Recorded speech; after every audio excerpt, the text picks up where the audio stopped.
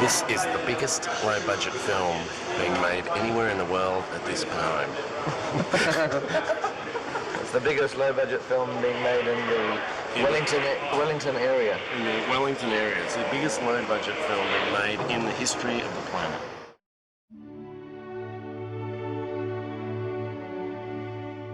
You know, even though we shot these 3 movies for 15 months, if we'd just had one unit shooting everything that needed to be shot, we'd be probably going for 6 or 7 years.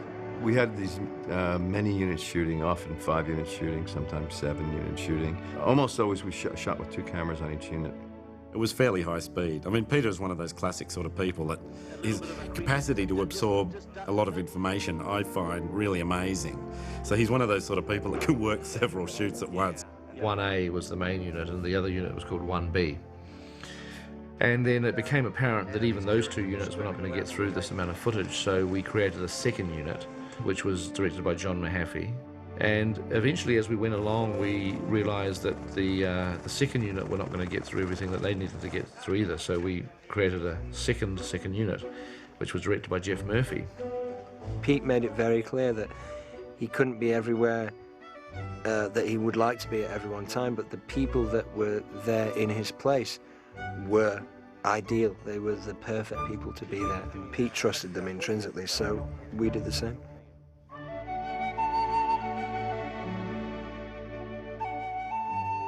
Our principal Hobbiton set was in a farm near the town of Matamata, and we shot a lot of the location footage there.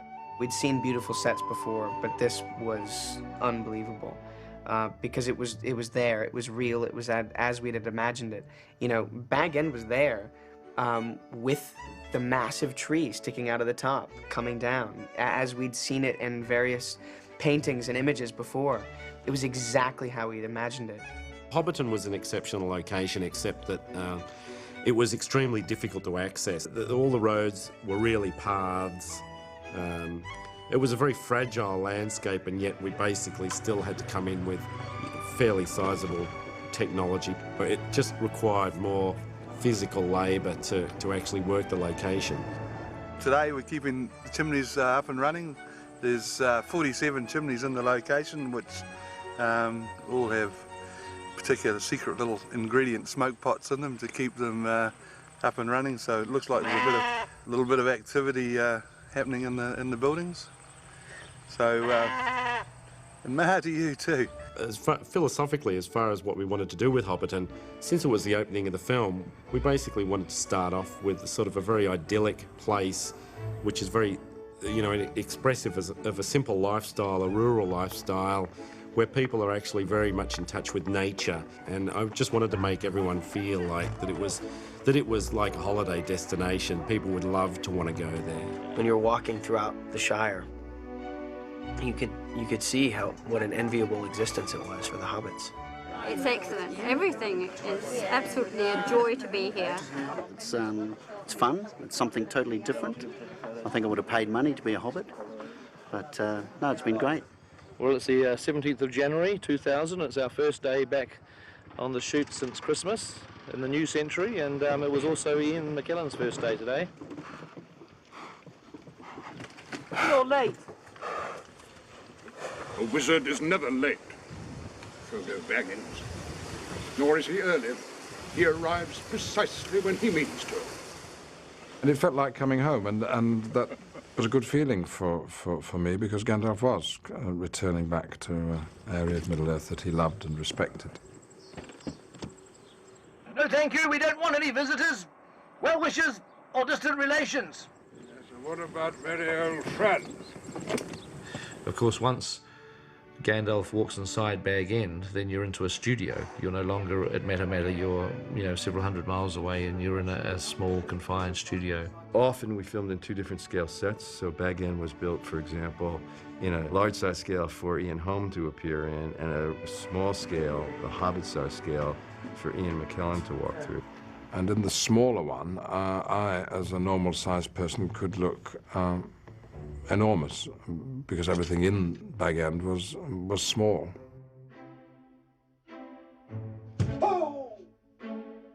The Bilbo's party, which takes place on the party field, we see the party field at Matamata in the daytime being prepared, but when you actually go to the party at night, you're now inside a studio. You're not in Matamata at all. You're in the middle of the day. It's 2 o'clock in the afternoon, and you've got a studio pretending to be a Hobbit party at night.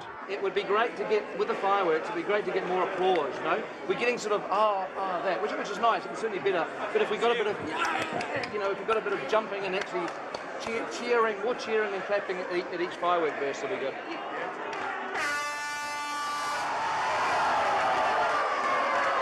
It was great because they had all these extras as hobbits, you know, and this party scene was when they did that, the dance. And something that a lot of people might not have noticed is I play in the band, the Hobbit band. I'm up there with my Hobbit ukulele, whatever it may be. Bilbo's going to tell a story just like at story time. So we need you guys to be sitting on the mat, just like you do at story time. Who wants to see some butterflies? Jump up and down, jump up and down. 1 and 2 and 3 and...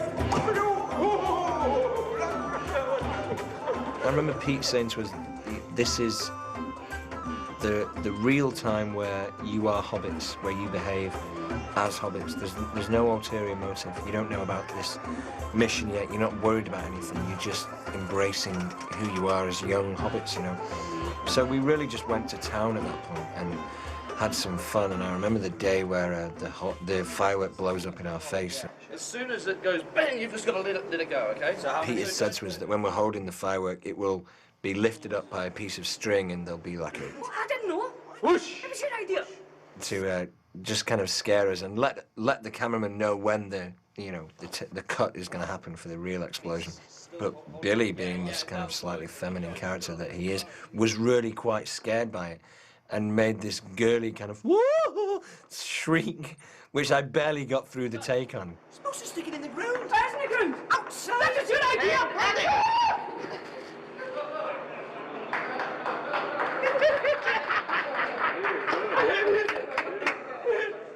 I just get such a fright, and Dom just gave me abuse for it all day. Supposed to stick it in the ground. It is in the ground. Outside. That was your idea.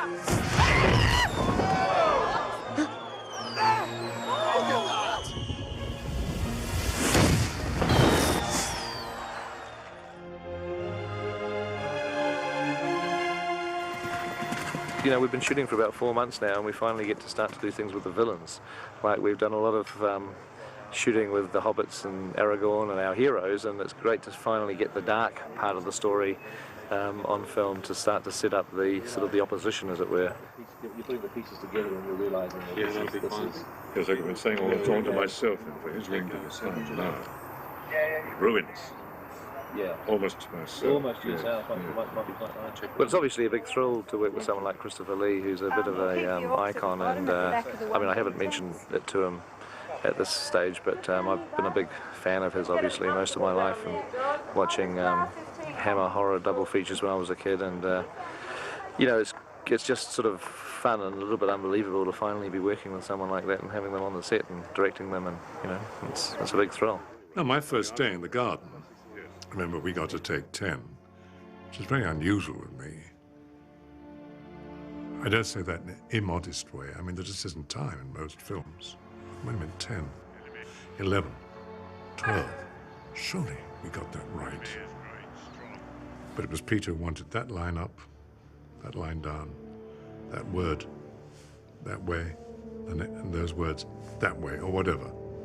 He waited until he got it. And it took a lot of takes sometimes. Well, we got used to it and realized that was the way he worked. No problem. I remember saying to Ian, I'm getting a bit worried about this, you know, because I think we got to take 11 or 12 or something, and I think I got it right. Oh, he said, you don't have to worry about that. I had 24 takes the other day, and it was only a couple of lines. Why don't I say, just to complicate it, say your line again. The 9 have left Minas Morgul. They have crossed the eyes of the 9? The 9? The interior of Orthanc was, as far as I was concerned, papers, dust, and the sunlight coming through stained glass, a mess.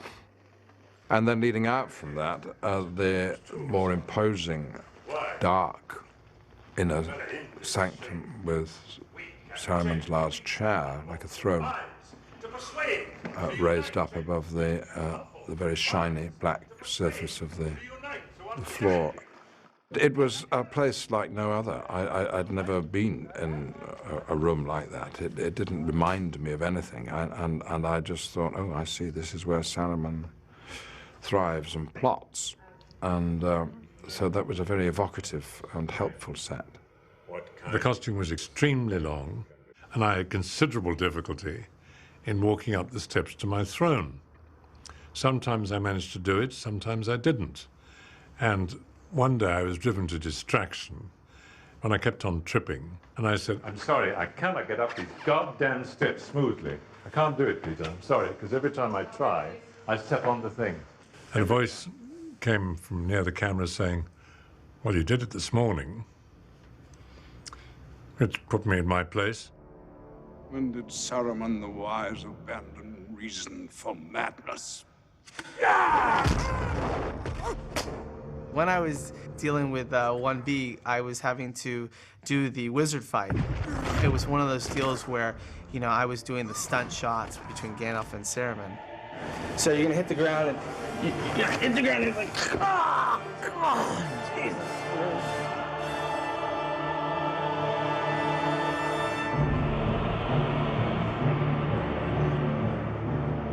The stunts were superbly well done. I had no idea what it was going to look like. I had no idea until I saw the film. Works very well indeed.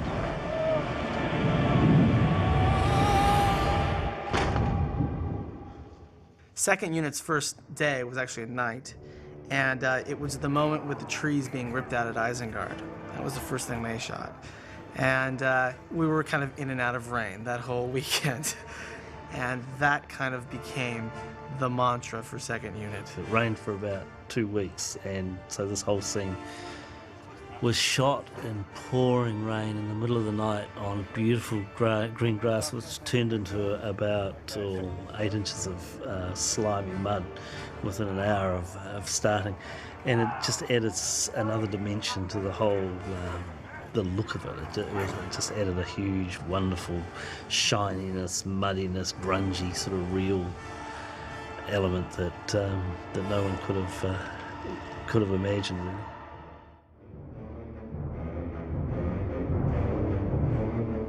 The very first day of photography, in actual fact, was a scene on the wooded road where the hobbits have to hide from the ring wraith. I thought you could turn around and say, quick!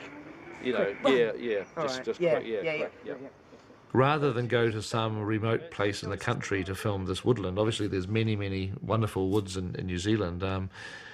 You know, there's actually a park in the middle of the city that is called Mount Victoria, and it's a wooded park land. It's only 5 minutes drive from the studio, and we thought, well, you know, why travel down to the South Island, or, you know, when we can actually just shoot this on our doorstep. We're going into standby mode then, thank you, ladies and gentlemen.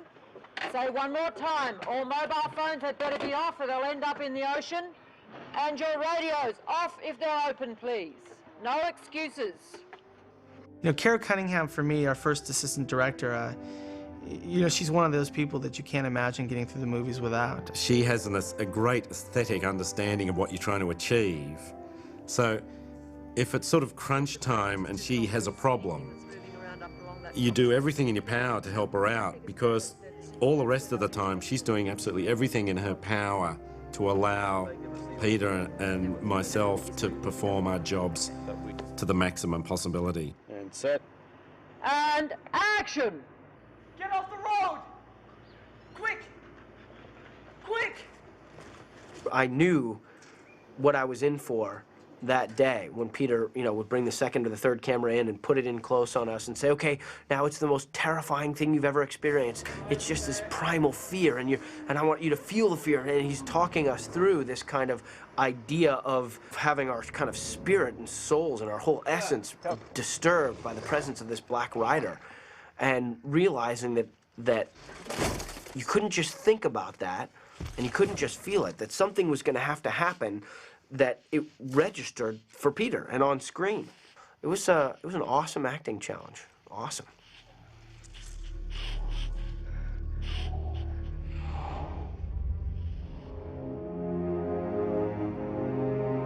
The town of Bree was one of the very first sets that we shot in, you know, towards the end of our first week of shooting. I think we shot all of Bree, for the most part, the actual city street of Bree in one night. And we had the rain towers, and it was mad and crazy. It blew me away that they could take a very small piece of set and sort of build it into the earth and then film it and pan off of it and just trust that digitally the rest of the world would be created beyond that. The Prancing Pony was, like most of the sets, very authentic, really well crafted. It was a place where you step on the soundstage, you walk in the door to the Prancing Pony, and you're there. I mean, it was so well constructed. And then we had these massive tables that we sat at. So it made us look small, like we were too small for the big tables. Big mugs and, you know, big plates. It made us feel smaller, and it kind of made that world more realistic for us. What's that? This, my friend, is a pint. It comes in pints? Oh. I'm getting one.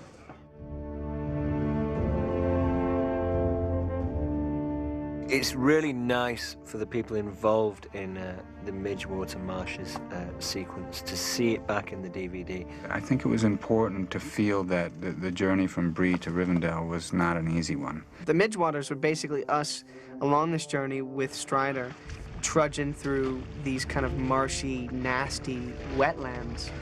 It was freezing cold, and our feet were so cold that you just couldn't feel anything.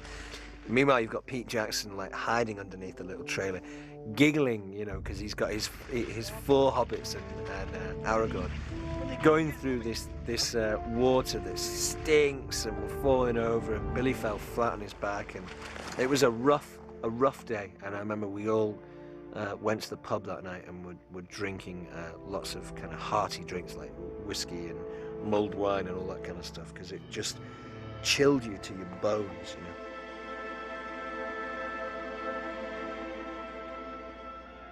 The sword work on the movie was obviously incredibly important. The Weathertop fight was one of the early fights in the film. Weathertop was the main thing that we rehearsed before we started filming. You know, the actors arrived about 6 or 8 weeks before the shoot. Having sword lessons with Bob Anderson was always part of their regime. We had so much fun learning how to do the sword fighting, and we actually choreographed a number of very involved sequences. And I remember when we were filming on Weathertop, I was bringing the full weight of my kind of anger and ferocity to it. And I remember Peter saying, well, listen, you know, you're a hobbit, and you couldn't actually generate that much force to, like, have your sword move the sword of the Ringwraith if you were to strike it. So you got to kind of pull it back. And I remember feeling like, man, no one's gonna see that I'm really good at this sword stuff. I'm gonna have to I gotta just be like a little hobbit doing it. The irony is that the person that had to be the most accomplished swordsman in the film, which was Viggo Mortensen playing Aragorn, Viggo didn't get cast in the movie until we were a few days into shooting the film. So he didn't have any of the advantage of this training with Bob, and he'd never used a sword before. So Viggo arrives in New Zealand, he gets off the plane, and the Weathertop fight scene is like the first thing he's going to shoot. So Bob Anderson was my first guide, basically, and he, you know, he was pretty strict, but really encouraging. I think he gave Viggo the most crash course in sword fighting that anyone's ever had, because Viggo had to be there fighting these Ringwraiths, fighting 5 Ringwraiths at the same time, looking like an expert swordsman. And I'll tell you what, you know, Viggo just became, I think, you know, the greatest swordsman that Bob has ever worked with in his entire career.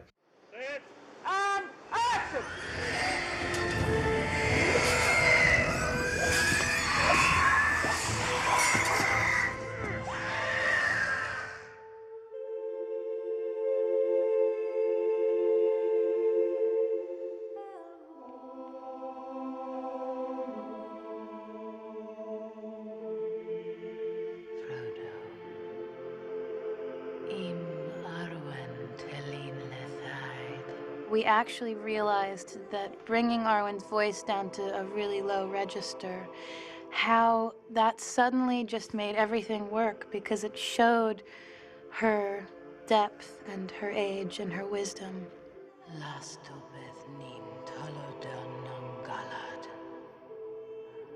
It was hard, I mean, just purely guttural, you know, kind of lauhirnin. It sounded really weird at times when I was doing it. I thought, oh my God, this is too deep, but it worked. And it was funny when my dad saw the movie for the first time. He's like, whose voice was that? I was like, Dad, you jerk. It's mine, I'm an actress. Right hard. Don't look back.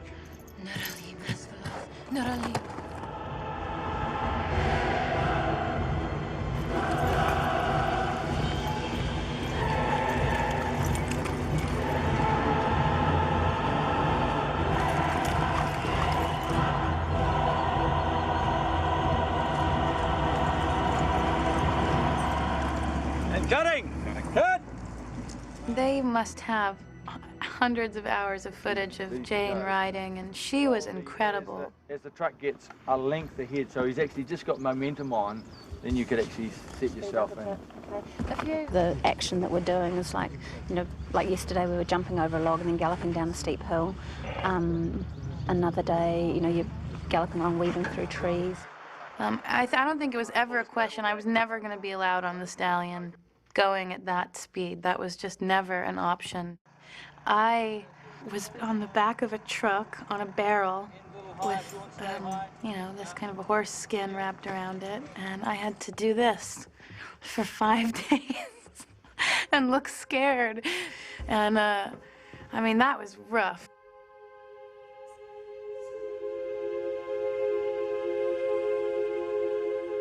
The Rivendell location was primarily built at a park called Kaitoki.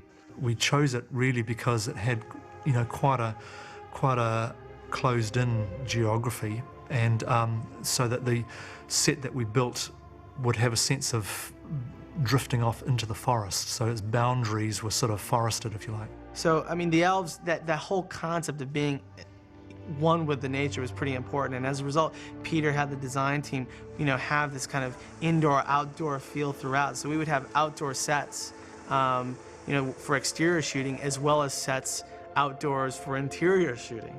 And we mimicked that on the stage as well, where we would have, you know, interior sets of Rivendell that still had that outdoor feel. So we'd have trees on the stage, you know, or we'd have like, you know, matte painting backdrops, you know, of rocks and whatnot in the distance. But the thing is, I mean, in the end, you're still basically, what you do is you look at, you know, you just try and sort of remember the qualities of natural light that are in the environment, or the sort of qualities you want to achieve, and then you go into the studio and now you're basically trying to achieve those qualities, except that you have to do it artificially. The reason we built Elrond's council chamber inside was we had to be able to control the environment completely, so it wasn't something we could really shoot out at Kaitoki. You know, we were literally sitting in a circle of actors like Ian McKellen, Hugo Weaving, Viggo Mortensen, Sean Bean, John Rhys Davies, you know, Elijah was there, and, you know, it was just like I was looking around, I was sitting there thinking, whoa, this is a real lineup of some greats. Sauron himself forged the One Ring. Molten gold is mixed with his own blood. It contains his life force. The Council of Elrond is a long scene in the book, much shorter in the film, but it did take a long time to shoot. It dominates most of my memory because the council scene took about, my God, I think it took the better half of like 5 days. We spent a lot of time there because we had to sort of cover it from more or less every angle. You see all the characters all in a circle. So we had to shoot it from everybody's point of view. And so by the end, I mean, I think we all knew each other's lines because we'd heard them that many times.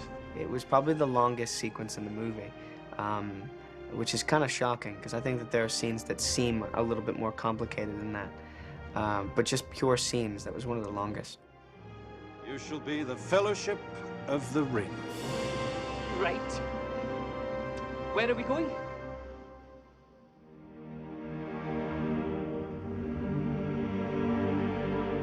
Some of the locations were incredibly remote. We occasionally just flew people in choppers, which was a fairly major operation. We usually had to have 4 or 5 helicopters making several trips to the location to get everybody up there. And there was always, you know, serious safety considerations, because if you're stuck on these mountains and suddenly, you know, a storm sweeps in or clouds sweep in, the helicopters kind of can't land or fly, and there's a very big danger that everyone's going to get stranded and have to spend the night on this mountaintop or wherever you are. And so we always, you know, used to take survival kits up there. We used to take tents and rations and stuff up there for in case the situation arose that we would get stuck on a mountain for a day or two without being able to be rescued. It was always a little bit tense.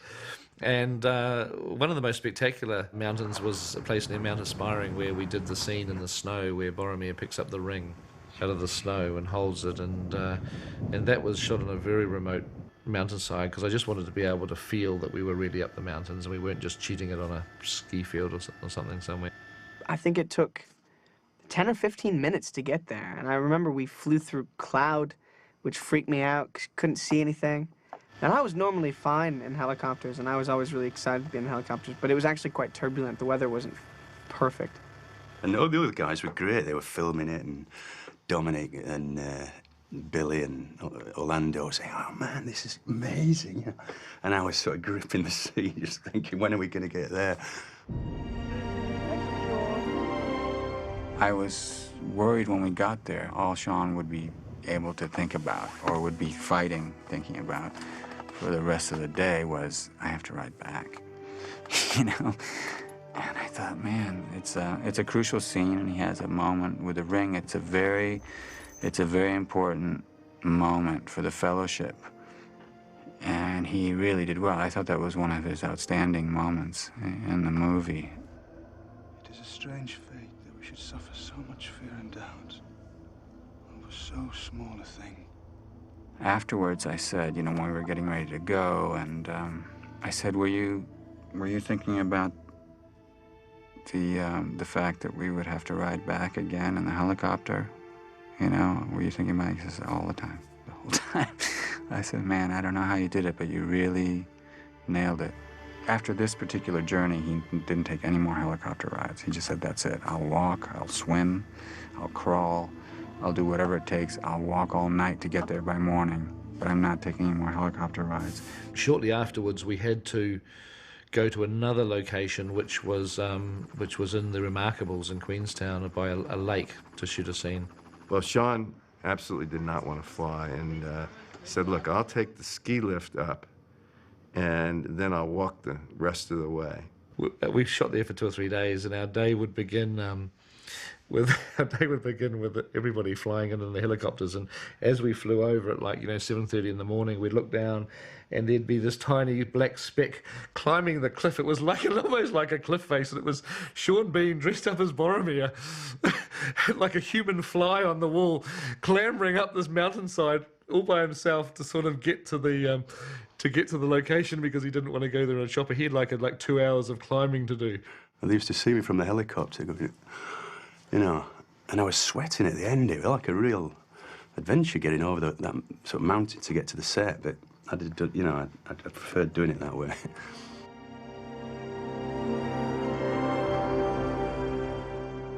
The scene of the Fellowship and the Avalanche was very difficult to shoot. I actually didn't shoot much of that. That was directed by John Mahaffey.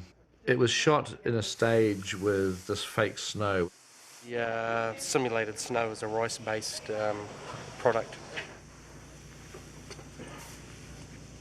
To taste, it was kind of salty or something. It was kind of like almost like sawdust, salty sort of sawdust or something. It was horrible. It gets into your eyes. It affects your eyes more than anything else. He will actually leave Gandalf and go behind him.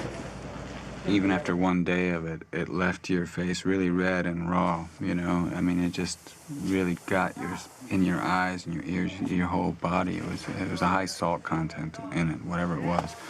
You know, filmmaking is very counterintuitive. When it's supposed to be freezing cold and snowing, you're invariably on a set where the Klieg lights are on and you're so hot that your sweat is pouring down your face. You had to keep saying to yourself, no, I'm feeling very cold. I'm in the snow. Despite the warmth of the bright lights. However, uncomfortable is what it must be to be in an avalanche, and so in the end it's probably an aid to believability.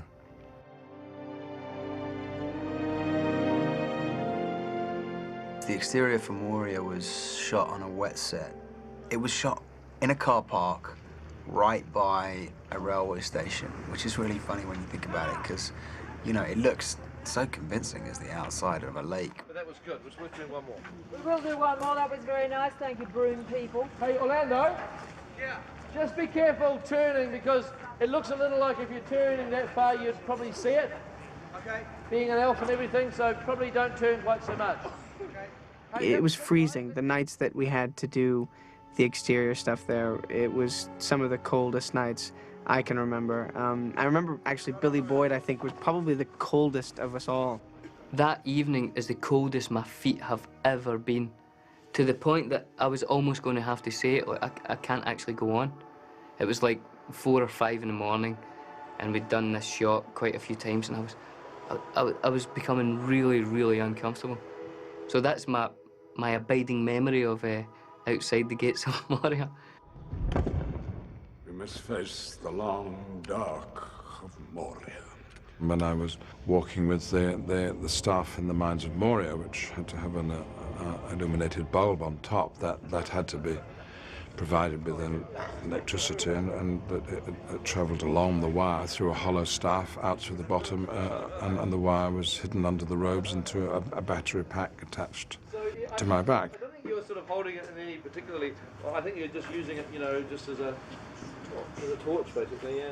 Brian Bansgrove was our chief lighting technician, or gaffer. Steve Pease like to have a great relationship with their chief lighting technicians or gaffers, and because sometimes, you know, it can get a bit lonely out there. There's not a lot of people that really sort of understand the finer intricacies of light.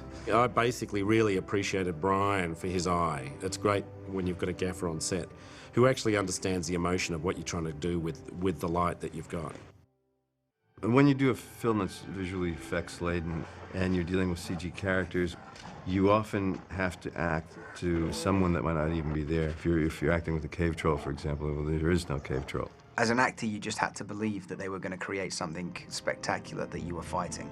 Peter showed us things, CGI stuff, you know, which gives an idea of what we were fighting. Even though it was thin air, we knew what it would probably look like in the end. And once you get into the rhythm of that, that's fine, you know, you can sort of deal with it, and it becomes very natural. We'd already faced so many different situations together as a group that it was all right. And there was just a lot more that was invisible, and therefore a lot more make-believe involved in that, shooting that sequence. And then when you see it all put together, it's fantastic because it all makes sense. You know, sometimes somebody's telling you to do something, it seems really weird, and it seems wrong, and it seems, but this is crazy. But you said, trust it, it's going to look good, and it did, you know.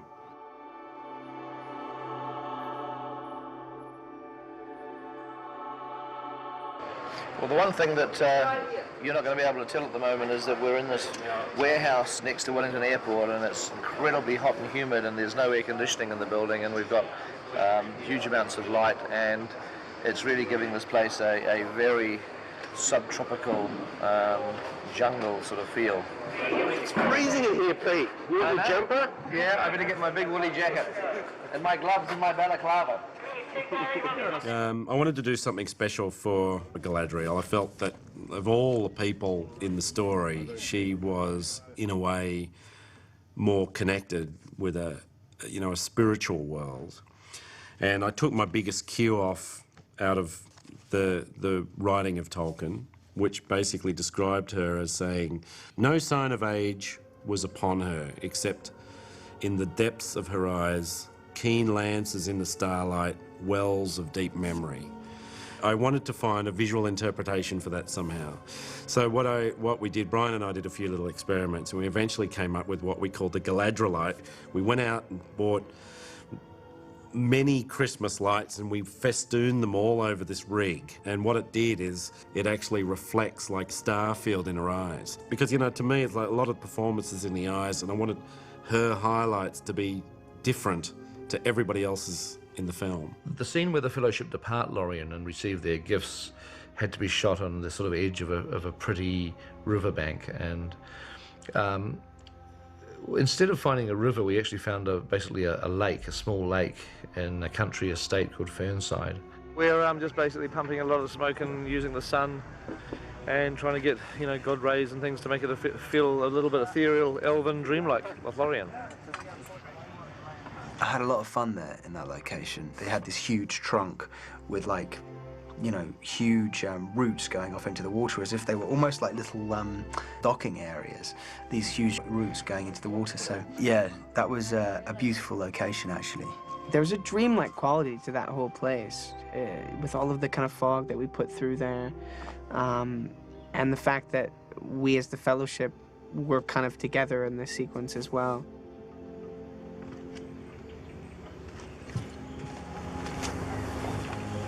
You Samwise Gamgee, Elven Road. Thank you, my lady. Look, have you run out of those nice shiny daggers? We shot that scene over several days, which I'm really glad has gone back into the extended cut now, because it's quite a nice scene and sort of essential to the story, because the Fellowship are given these gifts which they use in subsequent movies. So I'm glad that we're actually able to let people see that scene now, because it sort of sets things up for the next two films. Technically, the scene was difficult because when you read about it in the book, it's quite enchanting. You know, Gimli says, yes, there is one thing I would have. I would have one hair from your head. And she gives him 3. Now, on the page, that works. But think about it in terms of film. There's the dwarf with his great big gloves on, and there's this elegant, wonderful woman. And what's she going to be doing? She's going to be doing, all right, then you want a hair sort of thing. Oh, damn. Well, there it is. Can you see the hair? There is actually a hair in my hand, all right? Now, she's got to fish out 3 anyway. All right, so now, what does she do? She gives this hair to me. What do I do with it? I mean, I mean, how do I take it? I mean, do I put it in the glove like that and say, oh, yeah? I mean, it is just too cumbersome to film. What was her gift? I asked her for one hair from her golden head. She gave me 3.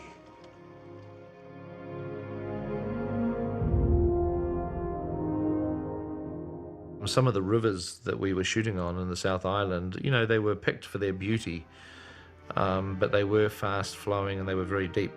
There were currents, and so one of the training regimes that we set up for our actors when they first arrived in New Zealand was boat handling skills, you know, basic like canoe type skills. And I know they had a lot of fun. Sort of. I think that most of their training, which was done off a wharf in the harbour, revolved around trying to make each other sink. But it did ultimately come in very handy, because usually it wasn't doubles in these boats. It was usually the actors themselves. We only had one mishap that I was aware of, which was shooting the scene where the actors are looking up at the Argonath. And that was a very deep, swift-flowing river. And Orlando Bloom was paddling his canoe, and he had a small Gimli. It wasn't John Rhys Davies, it was Brett, who was sort of a small Gimli, double dwarf size. Myself and Brett were in this boat, and one of the guys filming grabbed the front of our boat and stopped us because we were going on downstream, and he just stopped us to catch us. But the water was running so fast that when he held onto the boat, it just started to come over the top of the boat and into the boat. And so we just started going down. And I was going, let go of the boat, let go, man, because he was holding onto it, trying to help us. And these guys went under the water. The boat sunk, and all the we had lots of safety boats. They rushed in. And Brett Beatty was in. I mean, it's kind of funny, except that Brett was in this like armor. Like, he's in heavy armor, man. That's chainmail that he was wearing, and he's got this wetsuit on. And he had like a blow up thing underneath him, a blow up life jacket in case. And he pulled that, and it didn't really inflate. I could see him going down, so I just went like, I was holding on to this guy, and I just yanked him up out of the water, and he was like this, and I was holding him up like this, and he was like going, like, he was freaked out, man. And we chucked him up, and he was okay, but it was like, for a minute there, man. I mean, that could have been bad. I think Orlando was more embarrassed than anything to be the one member of the Fellowship who kind of sunk his boat whilst on active duty. And those boats, as beautiful as they are, were pretty, you know, pretty tippy. They were kind of flimsy in a way. And because of the scale issue, it was Kieran Shaw, you know, was Frodo. And I remember that when we did the wide shot, we were really moving down that river. And Kieran, we're doing the first take, and Kieran's going, "Vigo, don't worry about me."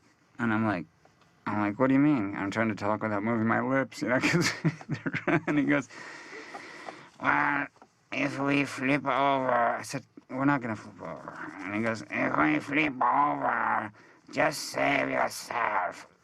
I can't swim." I said, "What?" You know, I couldn't believe it. And then I got really nervous. You know, like if someone's watching you driving, you start overcoming. And I was like, every eddy now became fraught with, you know, possibility. And after that take, I said, "You're kidding, right?" And he goes, "No, I'm even afraid to take a bath." I'm like, Jesus.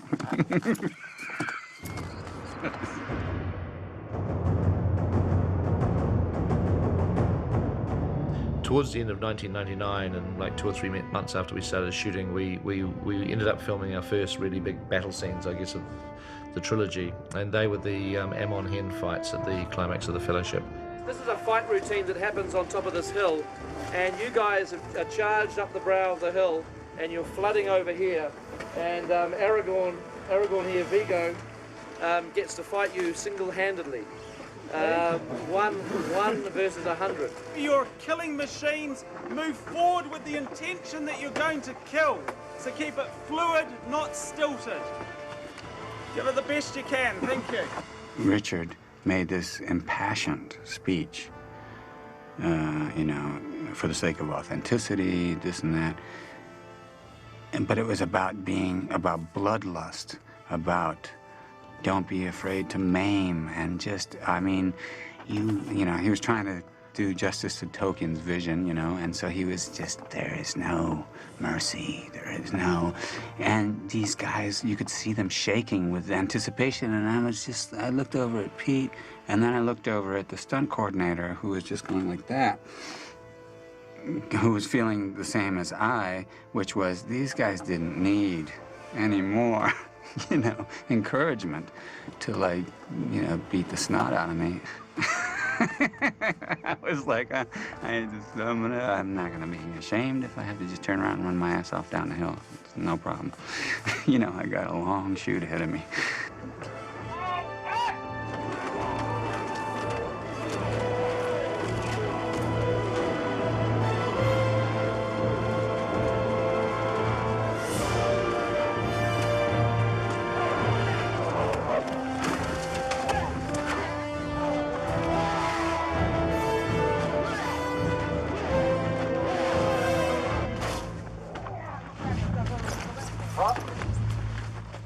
It was blazingly hot. It was like, you know, over 100 degrees, and these poor guys were wearing this, you know, all this leather and fiberglass costumes with rubber masks.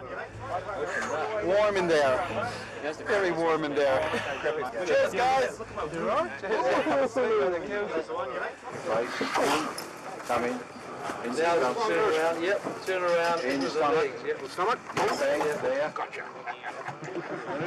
The great rules of karate are if you cannot stand, you cannot fight. If you cannot see, you cannot fight. If you cannot breathe, you cannot fight.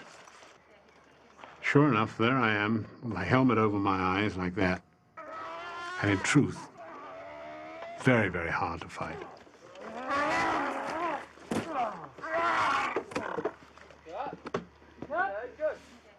I think I have to say that Lurtz, who is a general of the Uruk-hai army, is potentially my favourite character. He's played by an actor called Lawrence Mohure, an imposing gentleman even when he's not in his prosthetics.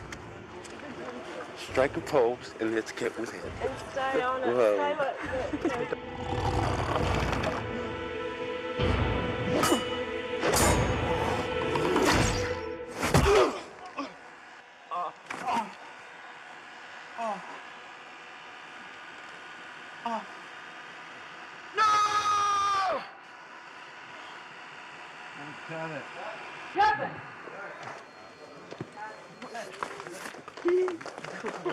Barry Osborne directed most of the fight between Aragorn and Lurtz. When you're running into that next shot, you really take off. And action, Vigo.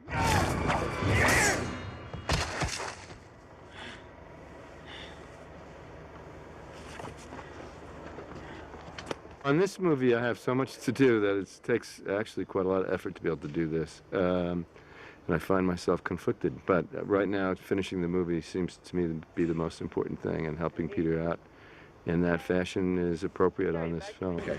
Oh, well, that looks fine. Are you gonna be okay with light and stuff? Have you got some lights up there? Are you going to tie it off? Blasting in there. Okay, well, you better shoot it faster before it gets too shaky. Well, I don't think, we don't want to lock it off because it's just... But we have to keep him humid. We have to keep him feeling happy and good. So we just give him a camera and a crew, and he's as happy as Larry. He stays off our backs. It's a brilliant scheme. Right, Barry? Thanks. I said that. No, you did. Okay, yeah, now Barry's got a motivation now, you see, you won't. So come towards us, Barry, and raise your sword. That's it. Like that.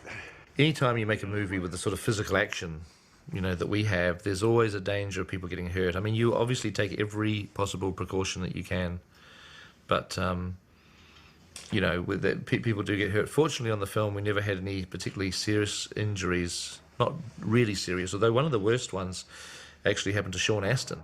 And it was a relatively simple shot where Sean had to be on the shore of the lake, and he had to run out to the boat. I'm running at a dead sprint, and I get in, and my left foot and as my right foot lands about 2 feet in the water, just this huge sharp pain, and I grabbed onto the side of the boat, and I just looked down, and it hurt so bad.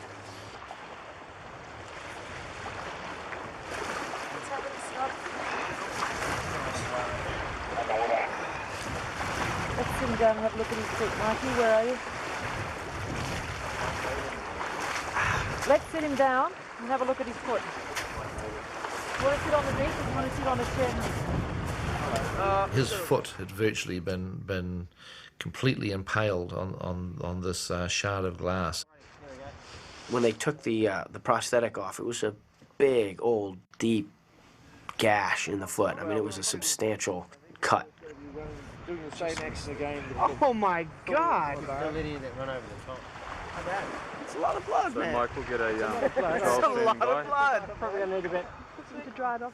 There was this sort of globular thing, this mass that came out of the slit in his foot, that I was fascinated with. Master Frodo can play with my clots anytime he wants to. I'm fascinated by his blood clot. We were a good hour, an hour and a half's drive out of Te Anau. It was a long way, it was quite remote. We called for a chopper to come in because we knew we needed to get him to a hospital very, very quickly because there was a lot of bleeding. So the helicopter guy came out and we jumped in, and it was Jacques Cousteau's pilot. The guy who had flown Jacques Cousteau around on some of his expeditions, which I thought was really cool. You know, it's a magic project because it made everyone so passionate, but like when I walk away from it, it's not only the creation of the film, it's the people who created it is what is the experience that I love. There was an awful lot of love involved in making this film, and it spread out from Peter Jackson, who was typical of his other Kiwis. Dedication and love are all mixed together. It was made with love, it was made with great care and commitment, and I do genuinely think that spirit has made its way onto the screen, and that in a way to me is what the real heart of the Fellowship of the Ring is. It goes beyond the heart of Tolkien's book and something of this incredible spirit that was used making it has made its way onto the finished film.